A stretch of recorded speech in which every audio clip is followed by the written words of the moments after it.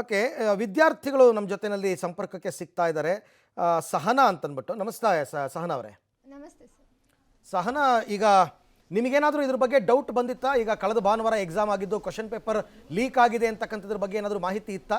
ನಮಗೆ ಮೇ 3 ಒಳಗೆ ಏನು ಮಾಹಿತಿ ಇರಲಿಲ್ಲ ಸರ್. ಈಗ ಲೀಕ್ ಆಗೈತಿ ಏನೂ ಇರಲಿಲ್ಲ ಸರ್. ನಾವು ಜಸ್ಟ್ ಪರೀಕ್ಷೆ ಬರೆದು ಮನೆಗೆ ಬಂದು ಕೀ ಆನ್ಸರ್ಸ್ ಎಲ್ಲ ಬಿಟ್ಟಿದ್ದನ್ನ ಚೆಕ್ ಮಾಡಿದ್ವಿ ಸರ್. ಅಷ್ಟೇ. ನಮಗೇನು ಇದು ಲೀಕ್ ಆಗೈತಿ, ಹೀಗೆ ಟೆಲಿಗ್ರಾಮ್ದಾಗ ವಾಟ್ಸಪ್ದಾಗೆಲ್ಲ ಬಂದೈತಿ ಅಂತ ಏನೂ ಕ್ಲೂ ಇರಲಿಲ್ಲ ಸರ್. ನಾವು ಕ್ಲೂಲೆಸ್ ಇದ್ವಿ ಸರ್.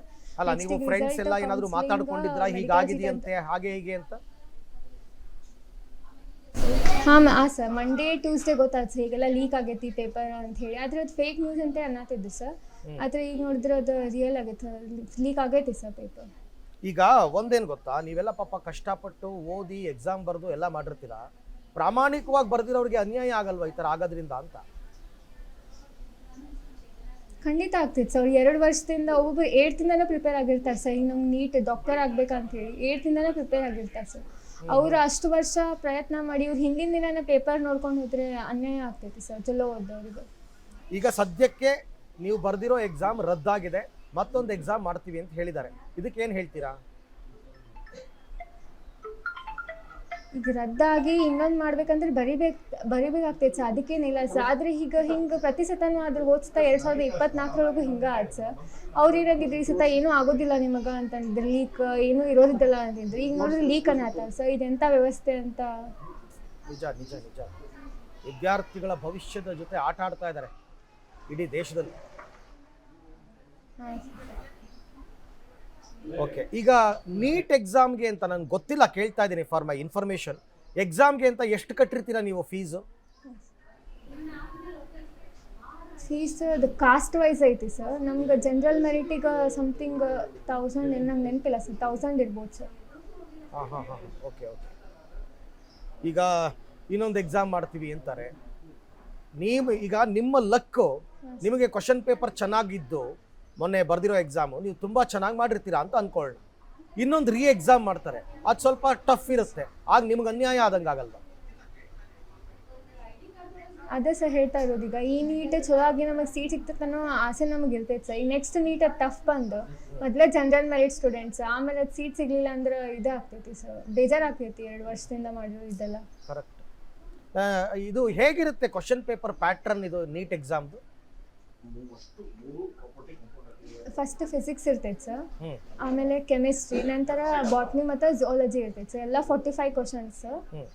1 ಕ್ವಶನಿಗೆ 4 ಮಾರ್ಕ್ಸ್, ನೆಗೆಟಿವ್ ಮಾರ್ಕಿಂಗ್ 1 ಕ್ವಶನ್ ತಪ್ಪಾದ್ರೆ -1 ಮಾರ್ಕ್ಸ್ ಟೋಟಲ್ ಮಾರ್ಕ್ಸ್ ಇಂದ. ಓ, ನೆಗೆಟಿವ್ ಮಾರ್ಕ್ಸು ಇರುತ್ತಾ? ರಾಂಗ್ ಆನ್ಸರ್ಗಳಿಗೆ ಮಾರ್ಕ್ಸ್ ಕಟ್ ಆಗುತ್ತೆ? ಹಾಂ ಸರ್. ಹಾಂ ಸರ್, ಕಟ್ ಆಗ್ತೈತೆ ಸರ್. ಓಕೆ.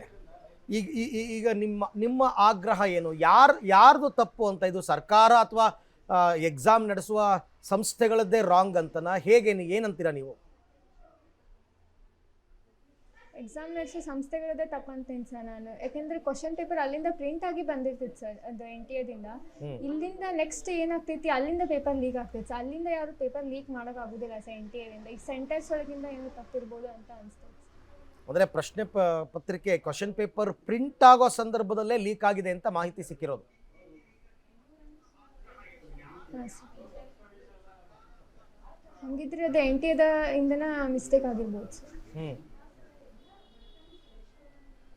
ಸೊ ಈಗ ನೀವು ಈಗ ಇನ್ನೊಂದು ಎಕ್ಸಾಮ್ ಬರೀಲೇಬೇಕು, ಅನಿವಾರ್ಯ, ಬೇರೆ ದಾರಿನೇ ಇಲ್ಲ.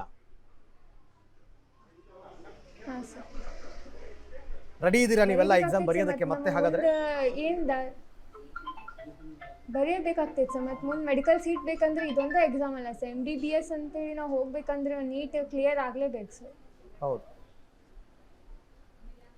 ಈಗ ಬಂದಿರೋ ಮಾಹಿತಿ ಪ್ರಕಾರ